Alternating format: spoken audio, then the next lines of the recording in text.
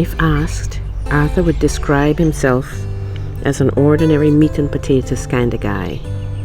He lived in a typical northern Arizona suburb where homes were built in Pueblo style.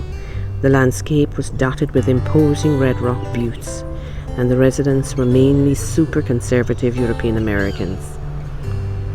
Arthur looked pleasant enough waiting for them in the driveway of his property, but as Isla and Grace stepped out of their car, his demeanor changed. He stuffed his hands in his pocket and leaned back against the hood of his car, hunching his shoulders in a way that said, "This better not be them." The sisters knew he was reacting to their dark brown skin, but Grace had just moved to Arizona and was in urgent need of a place to live. So Isla, with her typical Caribbean panache, started chatting up Arthur while Grace went off to inspect the rental unit. They talked about Arthur's Ford Focus ST, sourly at first, about the stunning beauty of the Red Rock country he'd lived in all his life, and the more she talked, the more he loosened up. Then the conversation switched to life in the Caribbean, and out of the blue, Arthur confessed that he had a black granddaughter. He said it softly, as if it was a crime. "How nice. Adopted, eh?" said Isla brightly, knowing fully well that that was not what he meant. No, Arthur said quickly. "My son's wife is black." "Ah, well then she's mixed." Isla was pressing him to take ownership. Arthur frowned as if the thought had never occurred to him. "I suppose you could say that," he finally acknowledged.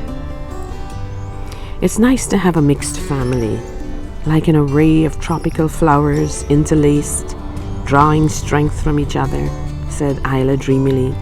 "It's a real adventure being a little bit of this and a little bit of that. Most of us in the Caribbean are mixed with something. I have French blood. My hubby has Spanish and Cantonese. My brother's wife is Hakka and Amerindian, what you would call Native American." "I never told anyone this," Arthur suddenly cut in. "But I have Native American blood, Yavapai." Carried away by her enthusiasm at first, his voice trailed off, and there was an unfathomable expression on his face. Guilt? Embarrassment? Shame? It was hard for Isla to read. "But that's so cool." His revelation thrilled Isla.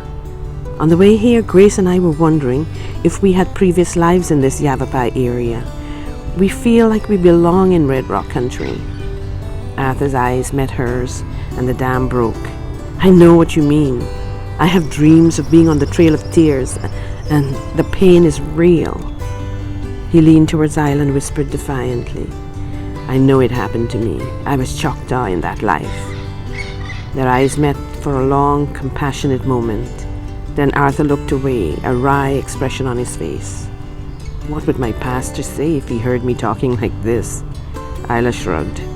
"Gotta live your truth, man." Grace came back just then, shaking her head. "Amazing view, nice place, but not for me." Arthur looked crestfallen. "Are you sure? If you need anything changed." The Arthur Grace and Isla first met was gone, and in his place stood a genuine, caring person. Grace shook her head again. She was super sensitive to smells, and the last tenant had been a smoker. As they drove off, Arthur waved goodbye wistfully. "You're good people," he'd said when he walked them to their car. And actually so was he, when he was not hiding behind a mask.